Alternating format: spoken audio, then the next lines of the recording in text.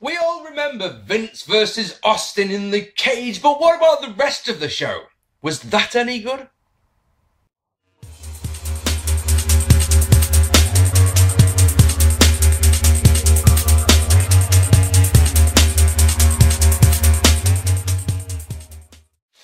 Hello ladies and gentlemen, and welcome to this. It's episode 3 of 1999 Sucks Revisited. I am, of course, your host, Marc P, and welcome one and all. Please do not forget to hit the subscribe and like buttons. That's what we wrestling people do, don't we? Tell you at the beginning of the video. Make sure, straight away, make sure I haven't said anything to make you subscribe to me, but subscribe, damn it.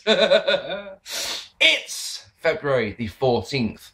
Obviously, 1999, we are live at the Pyramid in Memphis, Tennessee, which is now being turned into a shopping centre, if Wikipedia is to believe, and when has it ever lied to us? It is legitimately a pyramid. In fact, according to, once again, to Wikipedia, which is where I get all my information from, yeah, it's the 4th biggest pyramid in the world. Something like that, so that's fun, isn't it? 19,028 fans are on hand, so we expect a quite vocal crowd.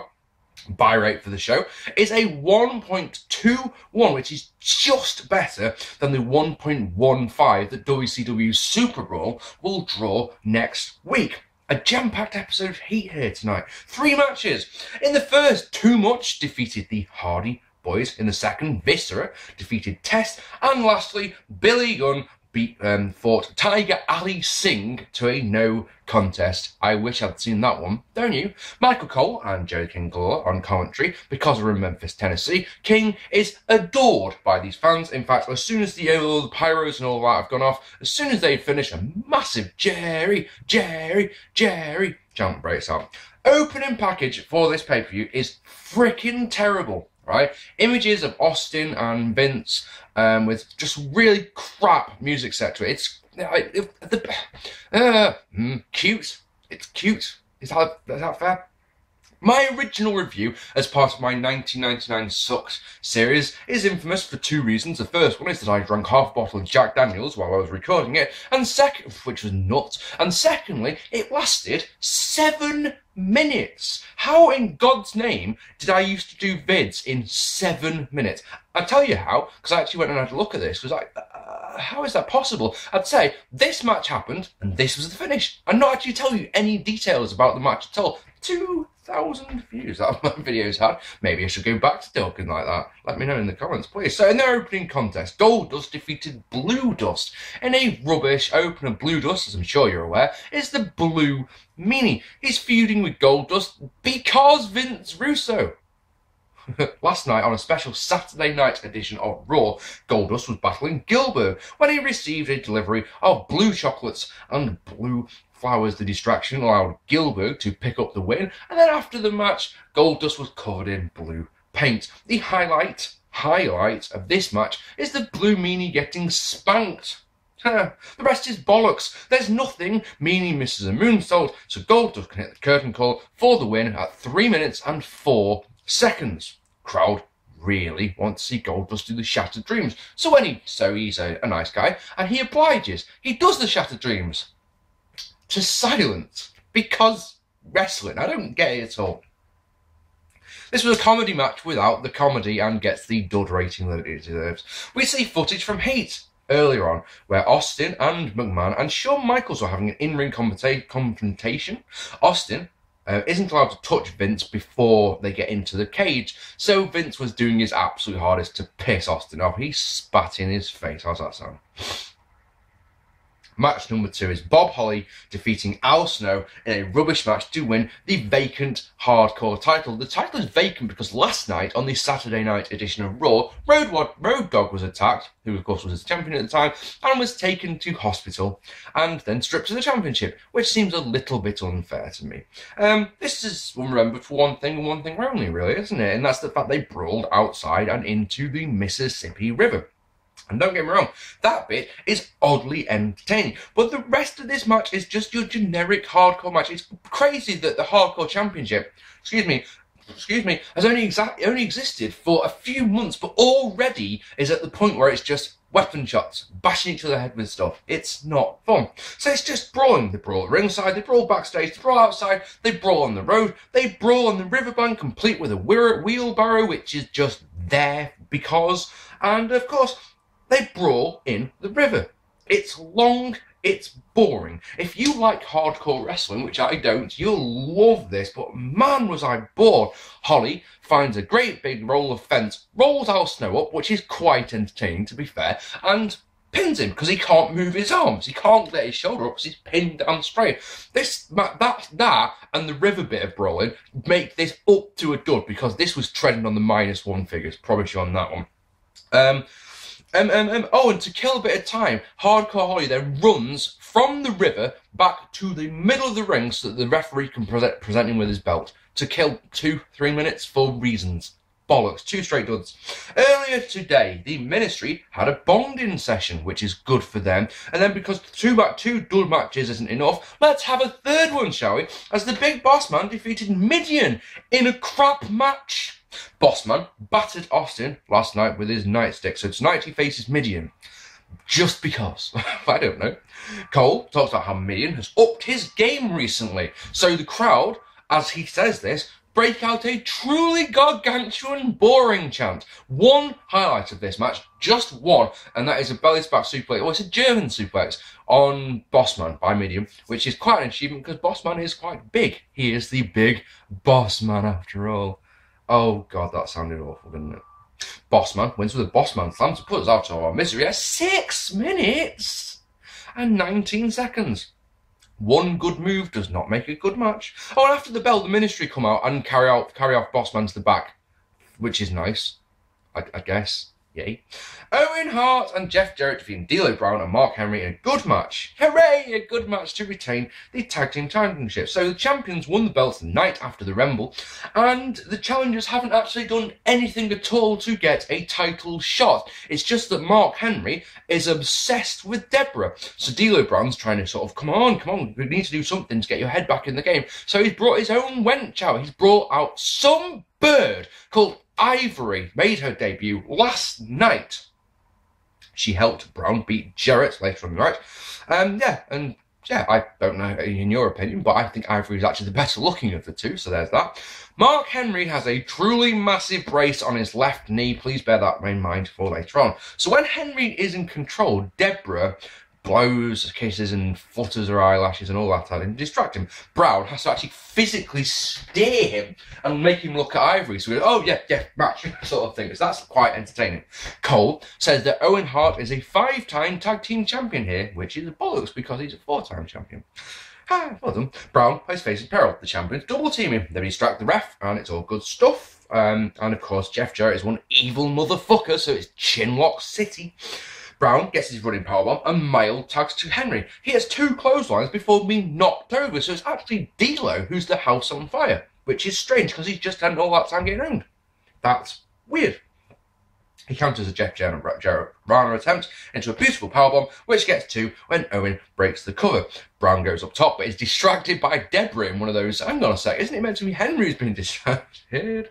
Ivory comes over, but Brown stops the inevitable catfight. But while this is happening, in the ring, Marc Henry is still, and he gets a guitar smashed into his injured leg by Owen Hart, yes. And Jeff Jarrett wins with a figure 4, which makes sense.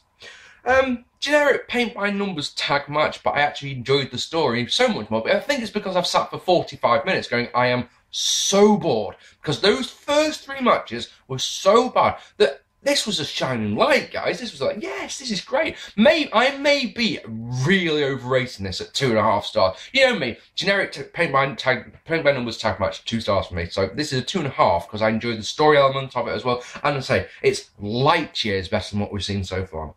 In the back, Mankind talks to Kevin Kelly. And we see footage from earlier on Heat where Mick Foley was training with Dominic DeNucci, the Iron Sheik, and Bob Backlund when Rock appeared with a fire extinguisher and took out Mick Foley's knees, or legs even, with the fire extinguisher. Next, Val Venis defeated Ken Shamrock in a meh match to win the Intercontinental Championship. Val had made one of his porn films with Ryan Shamrock, and this had made Ken mad. But Ken had promised his sister, I will not attack Val. So he promptly attacked Val like the liar that he is. Ken also battered Val in the back while Ryan was screaming, I love him! I love him! Billy Gunn is your special referee for this one. You may remember last month at the Royal Rumble, Billy Gunn lost to Ken Shamrock. He volunteered his services last night on the Saturday Raw.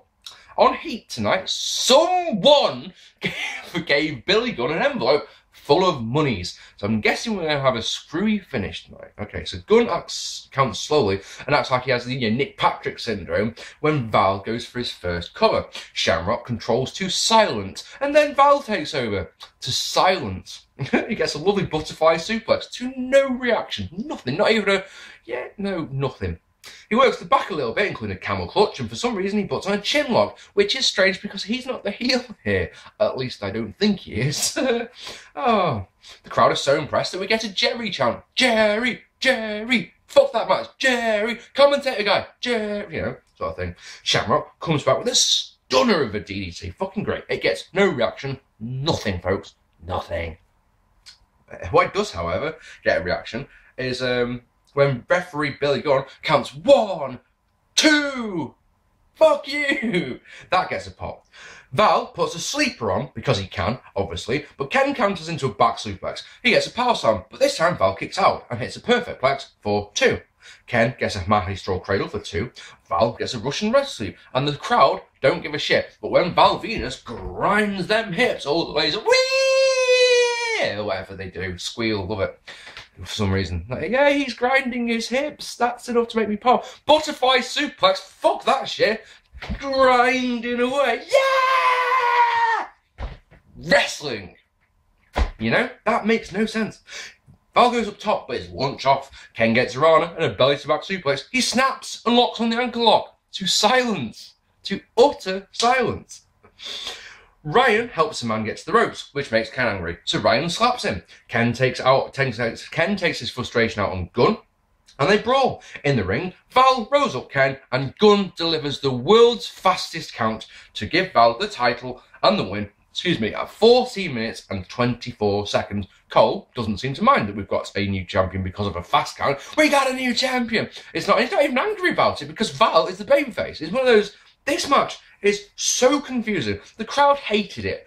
All of it. Every single minute and second of this 14-minute long match they couldn't give a fuck about. But at the end of the day, right, this is what I don't get. Ryan Shamrock is a grown woman who is capable of making her own choices, alright? So who she dates doesn't matter, right? Ken comes, it looks like he's trying to be the protective brother, but he just comes across as an overbearing knobhead, okay? Which makes him the heel. Surely I can't decide who is the face and the heel in this one. On the replay show, this one things that I'm sure we've all seen before, the replay clearly shows on the outside Ken saying to Ryan, slap me, and she goes, bam! I didn't see that coming. Anyway. What did I give that? 1 star, because I'm nice. But it doesn't deserve it. Realistically, this is a half star. This may even be a dud. A couple of good moves, but it was too long. The crowd didn't enjoy it at all. In fact, yeah, bollocks. I'm actually going to go and change my rating right now, because that's not a 1-star match at all, is it? That doesn't sound like a 1-star match. Shall we go half, or shall we go... Let's go. Dud. Another one. 4 duds on this show. Of 8 matches, 4 duds. You know, says it all, doesn't it? So, I bet you didn't know that Mr. Socko had his own t-shirt, did you? Yeah. No, you didn't, did you? And right, this is something I need you to explain to me in the comments, all right? Okay, because I watched this with a just look of, It says on the front, it's not just a sock, all right? On the back, it says, it's an adventure. Or it says Mr. Socko on the front, and on the back it says, it's not just a sock, it's an adventure. And the voiceover dude says it, it's not just a sock, it's an adventure. And you sat there going, and that's the selling point, is it? Why would anyone buy a Mr. Socko t-shirt? Buy a Mick for only one, my Mankind one. Buy a replica Mr. Socko. I get that. Why would you buy a t-shirt with a sock puppet on it?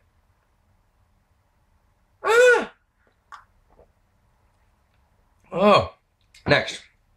Oh, just tell me in the comments what adventure Mr. Socko, or what it means, right? So someone's put the mandible claw on me, right? What adventure am I having? Please tell me. Please, please, please.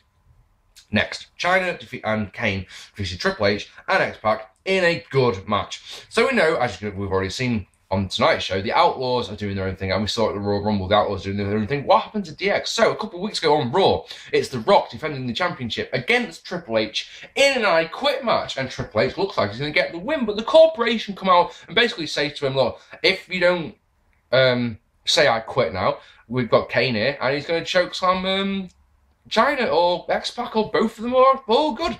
So, Triple H does the right thing and says, I quit. But Chyna then went low on him. Aha. She claims it's all about the money, apparently. And that in one of those things that makes no sense when people turn heel, right?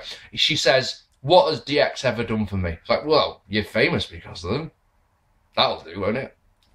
But yeah, all of a sudden, Chyna was all over Raw, and she was cutting promos, and she was doing guest commentary, and that voice of hers, great. It really does. Oh man, please go and watch this video package, and just make sure you laugh or see if you laugh in the bit.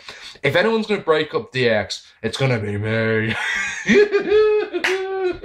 Please, please, please, right? I always, I've said this a lot recently on Facebook and that.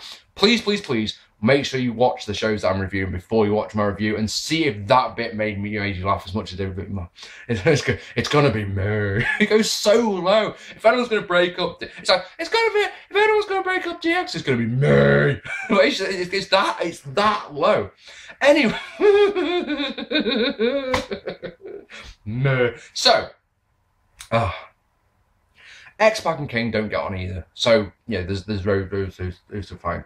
Oh, God's sake. As Chyna is making her entrance, Michael Cole, in his infinite wisdom, says, check this out, right? For the first time in the history of the WWF, a woman will be in a match with men.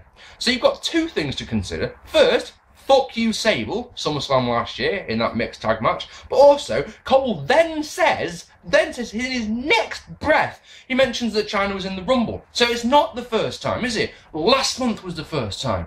Or when Sable did it. You fucking idiot. This is why you suck, Cole, because you don't think. You spurt it out. It's like there's no filter in there. You just spurt shit. And then, if it was me on commentary, I'm like, hang on a sec, I think I've just made a mistake. They own up to your mistake, he just keeps going.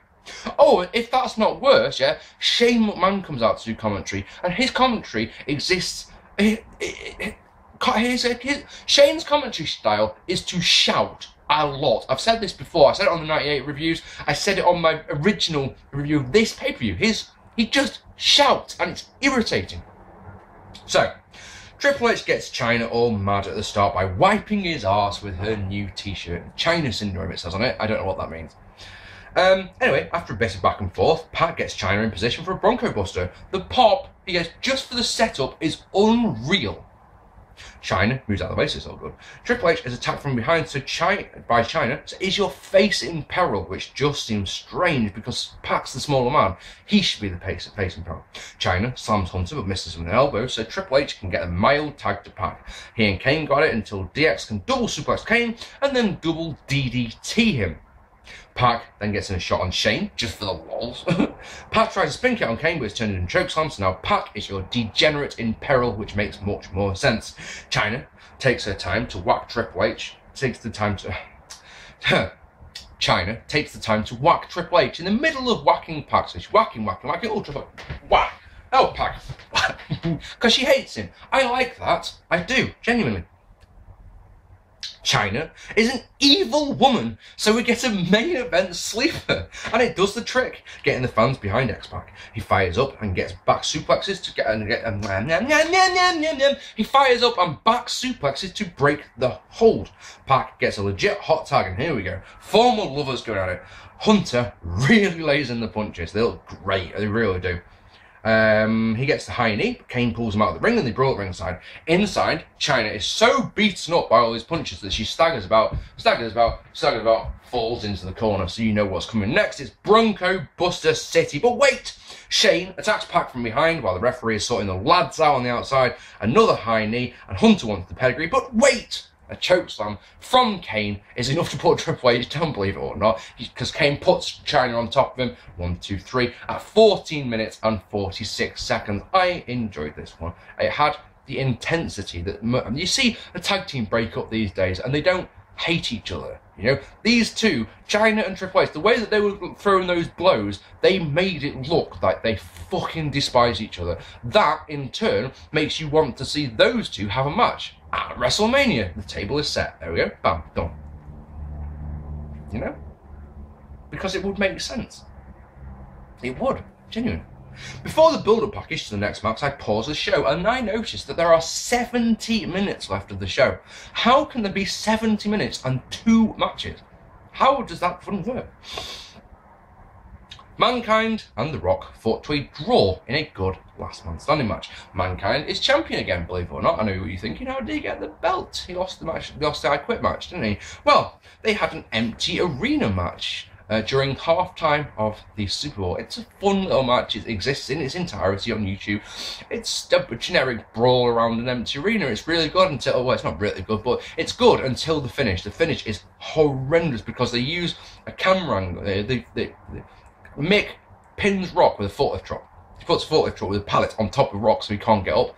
And it all looks great, but apart from the last shot is of like someone's standing on the pallet, comes down to Rock's trapped. And you sat there going, that looked awful. Mick really rants about it in his book.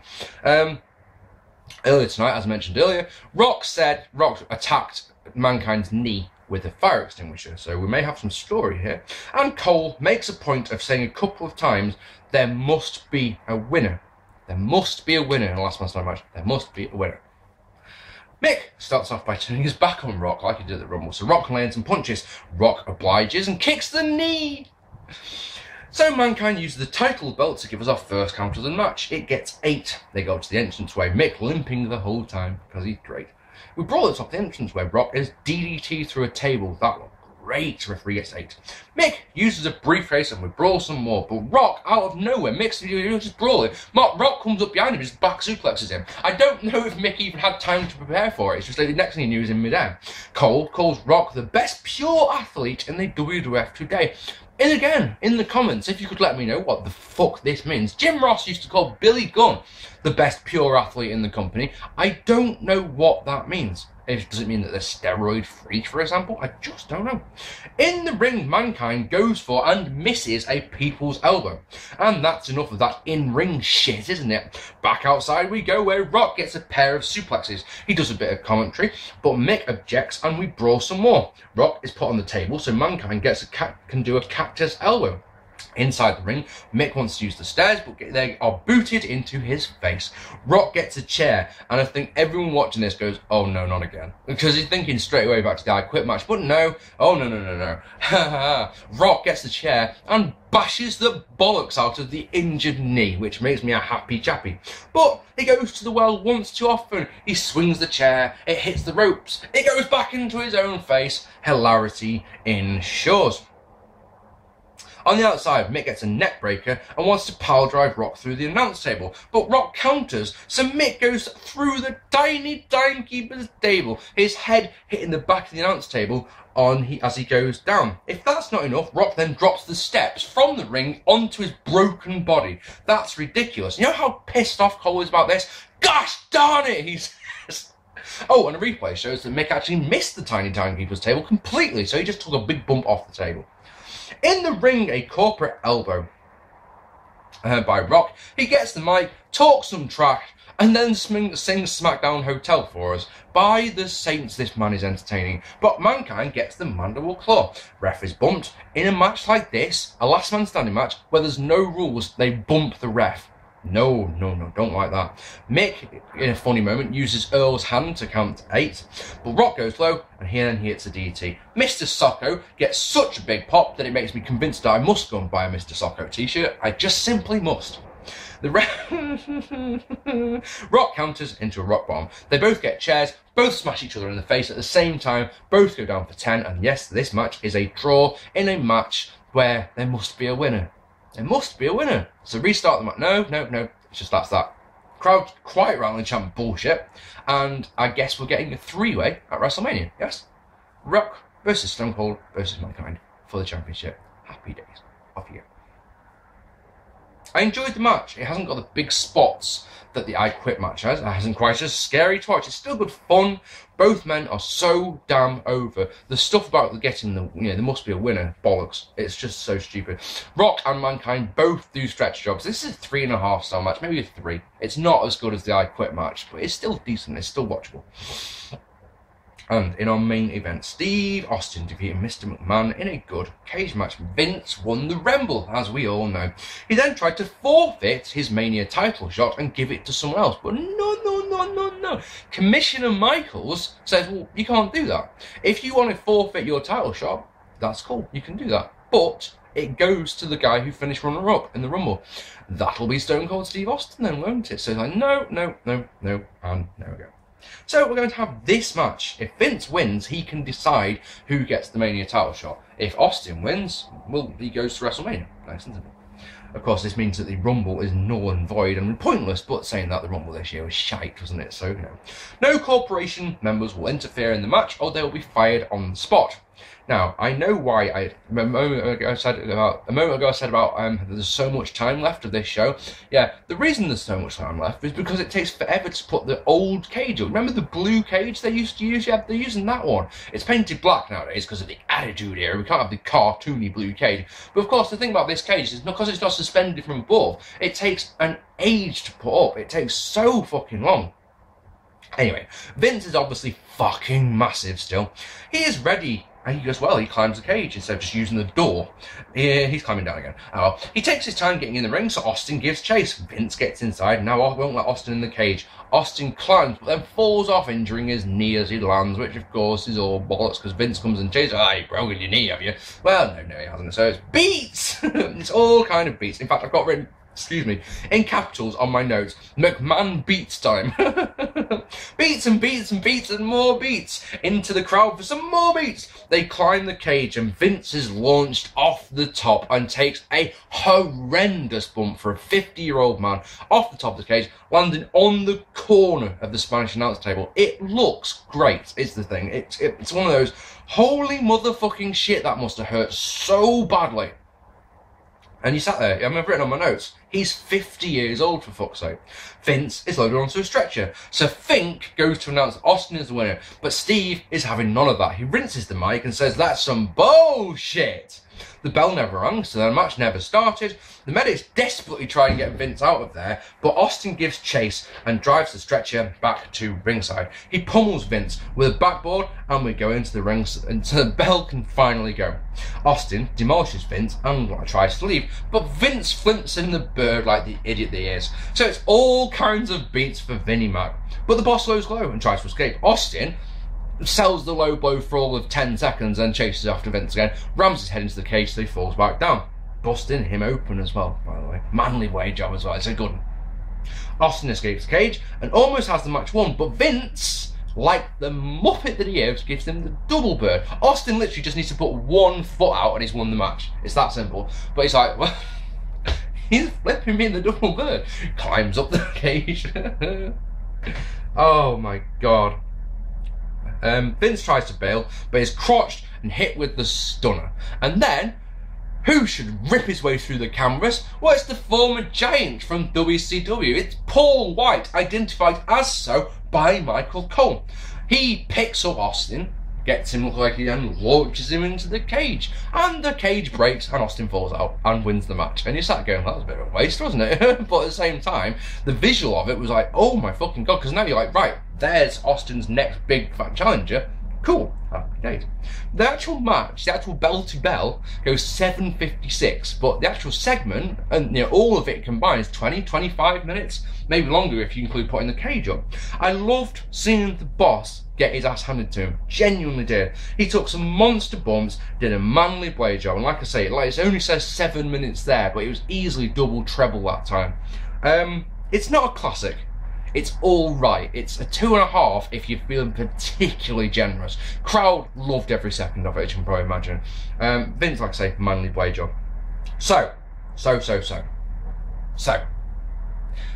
Coming out of this show, on my notes, I've got 3 matches written for WrestleMania. I want to see Val Venis versus Billy Gunn versus Ken Shamrock, alright? Ideally for the Intercontinental Championship.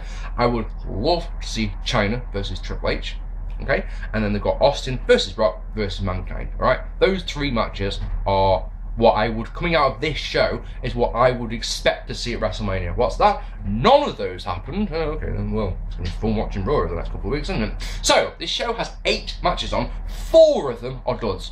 4. So it's one of those card of 2 halves. Sounds like a 5 out of 10 to me, but the first hour of this pay-per-view is so boring. Trust me, it's so dull. This is the height of the Attitude Era, isn't it? Oh, bring back the Attitude Era, bring back the Attitude Era. What? So I can sit through Goldust versus Blue Meanie again? Fuck that shit. 4 out of 10 is, it seems too much, is the truth. It seems way too much, because that's saying, like, I'm almost saying to you, look, you should probably go and watch this. But the thing is, the other 4 matches are 2.5 stars at least, alright? So the second half of this show is watchable. It's just you'll be sat there going, it's whether you can get there, if you can survive those 4 duds. Because trust me, it'll take some doing. And like I say, I fear that I've overrated that tag match, that first tag match. 2.5 stars is maybe a bit too much for a Mark Henry match. Alright, ladies and gentlemen, I will be doing Super Bowl 99 from WCW next as part of this series. If you want to check out my old review of this one, hell, it only took 7 minutes compared to the whatever this is on take, I don't know, I can't tell at the moment. Yeah, I really hope you enjoyed this. Please hit the subscribe button, please hit the like button, check me out on Twitter, check me out on Facebook as well, and leave me a lovely comment down below. I've been Mark P, thank you so much for watching, take it easy, and I'll see you all very soon. Take it easy, guys.